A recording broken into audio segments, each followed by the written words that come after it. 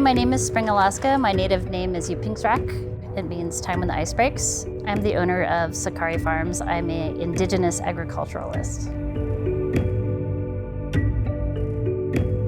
Today we are cooking here at Sakari Farms. We're located in Tumalo, Oregon. We're on Paiute, Grand Ronde, and Klamath lands, and want to honor them today for letting us use and share their space and honor and take care of the farm here. We're doing a first foods cooking demonstration where we're using local Chinook salmon, local greens that we grew here, mizuna and some pansies. We're making huckleberry homemade vinaigrette and wild rice with a chicken stock and some of our squash blossoms that are really high in vitamin C. We're putting some of those on top, and some locally grown hazelnuts from one of our friends who owns a bison farm out west. Yeah,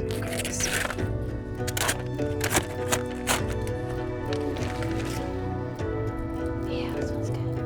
Okay. We're really thankful to have this fish donated. Just running my fingers down along the spine, making sure it's cleaned very well, getting the impurities off of the fish, and it looks like we're all set to go.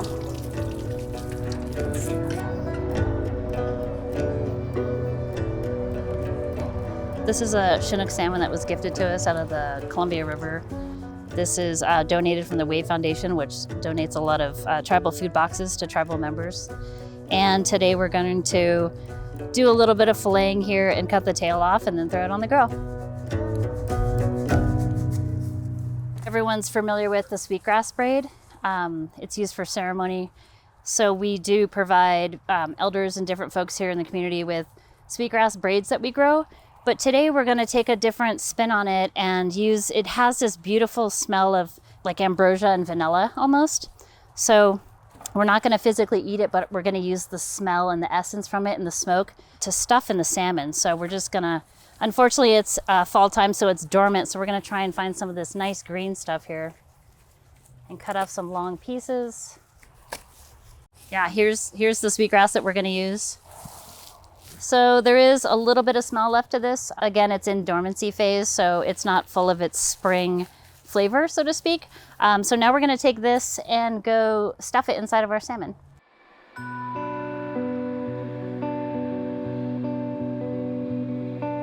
This is my grandmother's, she's Inuit, Nupiaq. This is her original ulu that she used. And I'm not going to use it today, I'm just showing it as a reference to the traditional size of the ulu. And this is the more modern version that is sold to tourists in Alaska. This isn't as sharp and as functional, but we're going to give it a shot.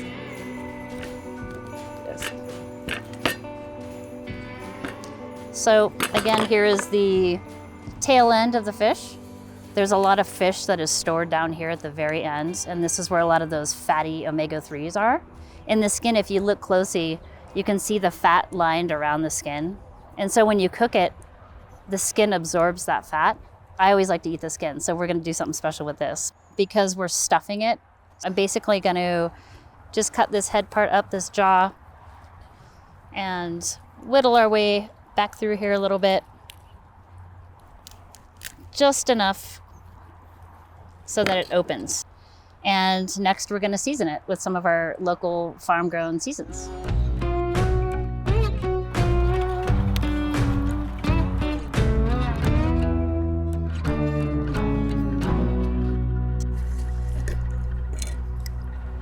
It's traditional in our culture. We used to trade for salt. And so we're gonna take some of our smoked cedar salt, just do a little seasoning on it, a little, not really a brine, but just a little seasoning. These are tribal Creole red onions that we grew this year. So just for fun and flavor, we're gonna add a little bit in there. They are dehydrated, so they'll soak up a little bit of that moisture as it cooks. This is azafran. It's the native version of saffron that we grew here on the farm. It's a beautiful color, and it's really hard to harvest, so it's nice to use it. And then we're gonna add this sweetgrass, just a little bit of it. I'm gonna leave it like that. Then we're gonna put some cedar branches in here. It looks a little full, but that's where we're gonna get our flavor from today. And that's a wrap.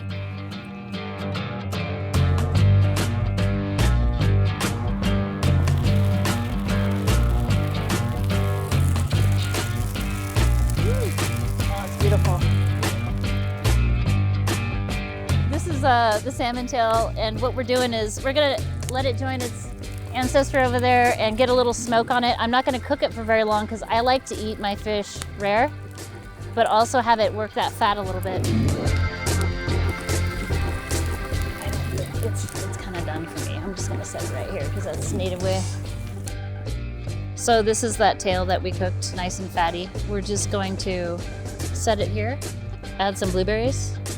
And this is just as simple as it gets, is just having fish and berries. So the way you'll eat this is tear it off with your hands, grab berries and eat it.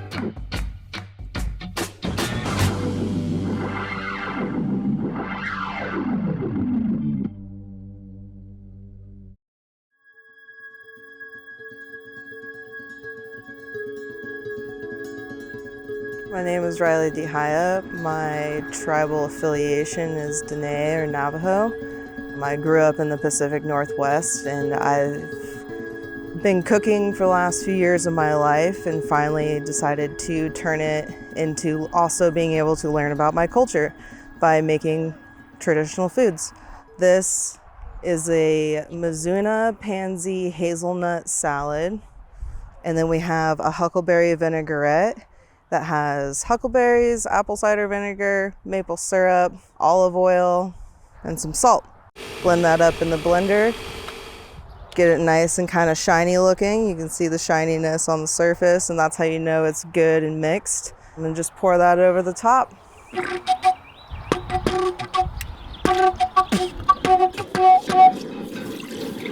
Broth is turkey broth. You can use water too, but the broth just gives it a little bit of extra flavor, a little something something. So after you put the broth in and get the water going, just put the rice in.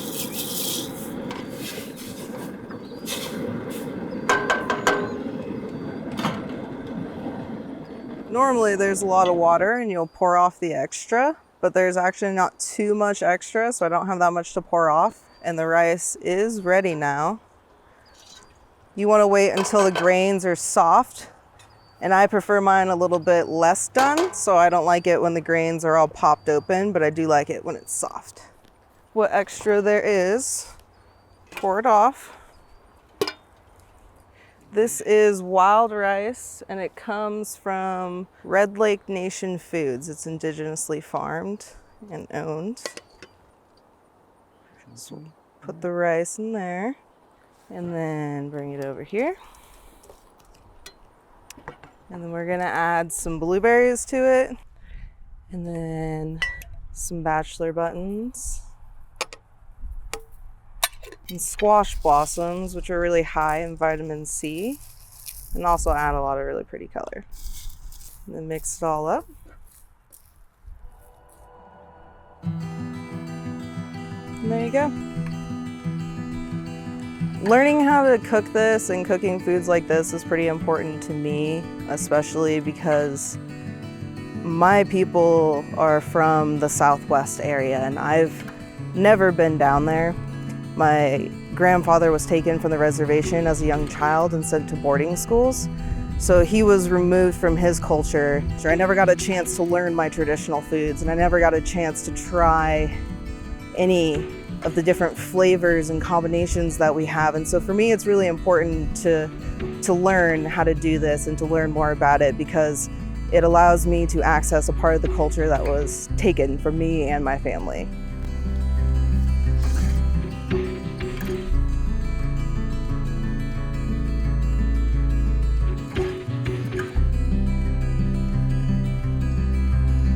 One of the important things today that I think about is revitalizing, regenerating resiliency in our traditional foods. We're here as Sakari Farms to encourage youth and young people and elders too to eat healthy again. It's really important that we stay grounded with the food that we eat, and salmon is one of the most important components to our food cycle. It is an indicator animal that we also have spirit with that lets us know when something's wrong. When there's something wrong with the salmon, there's something wrong with the water, and then there's something wrong with that whole ecosystem where the roots, the plants, the berries, the flowers, the animal, the elk, the deer, everything is incorporated with each other, and when one thing is thrown off, which usually is the salmon, it lets us know that the cycle is out of sync, kind of. What we're doing today is just trying to remind everybody with some hands-on stuff that we've grown from the farm, fish that's been caught locally, just that there's still intertribal trade routes, there's intertribal commerce that we're trying to increase, health education and wellness, getting back to our roots and our culture and our community by doing artwork, revitalizing our languages, and it all comes together with eating.